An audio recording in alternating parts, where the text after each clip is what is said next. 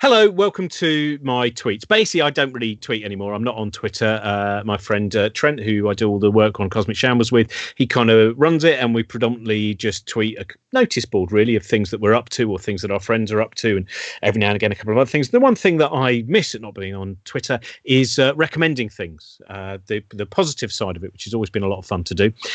So I just wanted to recommend, these are the things that I would have tweeted about in the last 5 days had I been on Twitter. Now, number one is, you may well have seen it already. It's a Gus Van Sant movie with Joaquin Phoenix and Jonah Hill. It's called Don't Worry, He Won't Get Far on Foot.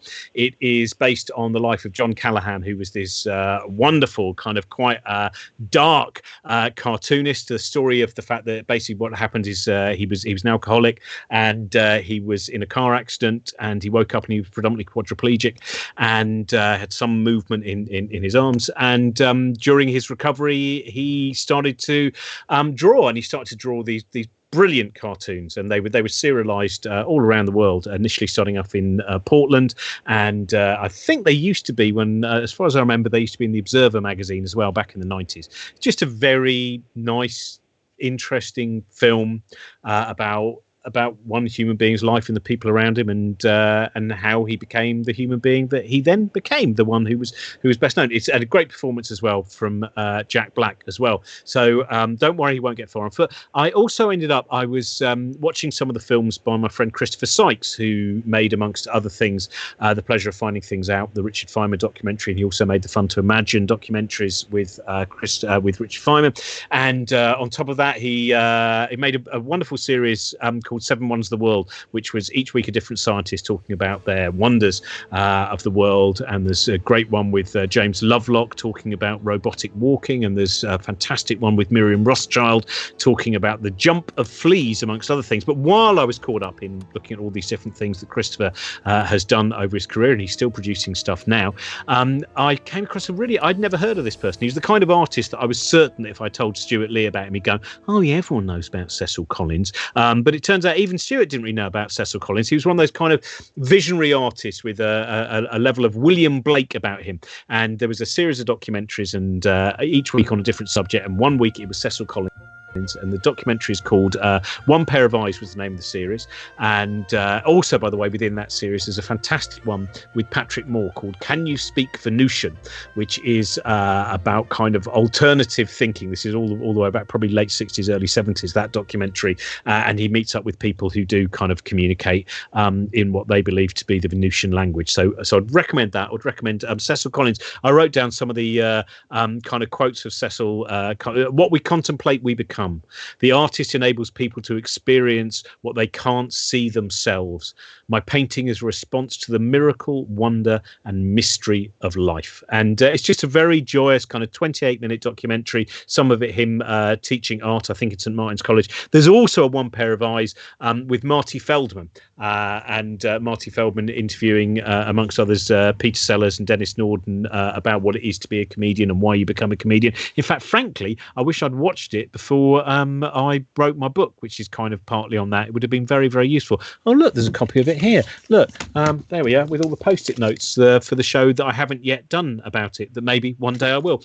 And other things I was going to recommend is I enjoyed Colour from Outer Space, which is Richard Stanley, who first came to prominence with a low-budget kind of malevolent robot movie called Hardware, which, amongst other things, has Lemmy in it, and also has throughout it the voice of a crazy DJ, and that voice of the crazy DJ is Iggy Pop. And then he made a very interesting film called Dust Devil, and then I've talked about it before. He went off and was the initial director of the remake of The Island of Dr. Moreau, and then everything went horribly wrong. There is a brilliant documentary about that called Lost Soul, and Richard Stanley has now come back. This is, I think, the first feature film he's done possibly since The Island of Dr. Moreau, based on an H.P. Lovecraft story, and I thought it was pretty good. I would recommend it. It has Cheech Marin. Is it Cheech Marin? Or do you know what? I always get Cheech Marin or Tommy Chong. It might be Tommy Chong. Oh man, that's a terrible mix-up, isn't it? Cheech and Chong. It's the kind of the Ant and Dec of the pharmaceutically enhanced.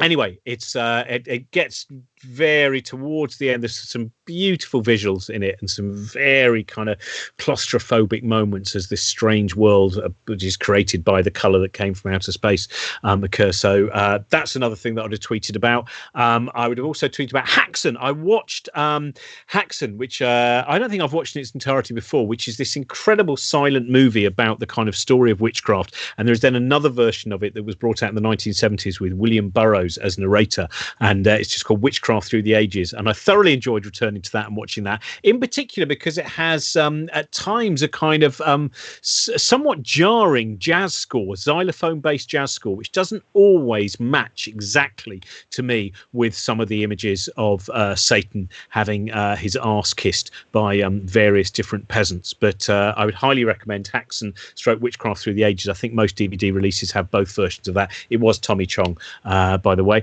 I also recommend, for some reason, sometimes at about 1 a.m, I go onto Amazon and I decide to watch a film that I would never normally watch and just watch bits of it. And quite often they're kind of horrible, weird 80s movies by Cannon. And I watched a bit of the Sylvester Stallone movie Cobra, which as far as I remember had the tagline on the poster, crime is the disease, he is the cure. It is an utterly preposterous and quite unpleasantly violent film, and the director was a guy called George P. Cosmatos, who I think also, this is a weird connection, I think it was his son who made the film Mandy, which is another Nicolas Cage horror film. Colour from Outer Space also has Nicolas Cage in and is made from the same production company. But George P. Cosmatos, he made the film Cobra, and go online and just watch. There's excerpts of his director's commentary, and it is the most fantastic director's commentary that went on the DVD, which is just him going, some seagulls, he's going into the supermarket now, he holds a big gun, he's carrying a gun just near the fridge, just near the meat fridge.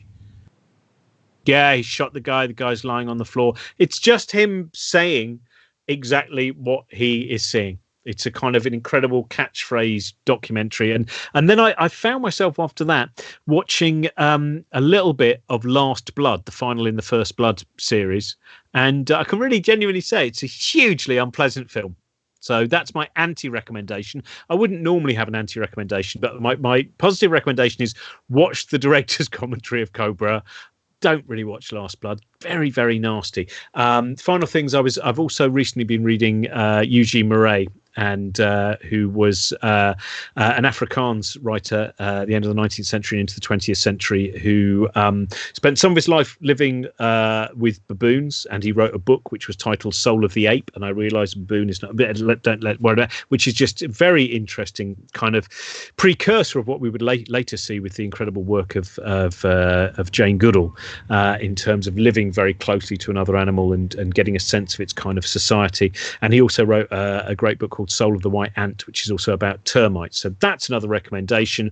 And the final things to say are the Lanterns on the Lake have been nominated for the Mercury Prize, which I'm very, very glad about. Lanterns on the Lake are a band that I've liked for quite a while, and watch Lanterns, listen to Lanterns on the Lake. I'm very, very pleased that they're a band based up in Newcastle, and they've been nominated for the Mercury, and so that is fantastic. And the other recommendation, I just watched By Ourselves again, which is not documentary. I don't really know what it is. It's many things. It's Andrew Cotting, and Andrew Cotting, who previously made, amongst other things, a film in which he and Ian Sinclair take a swan-shaped pedalo up a river to London.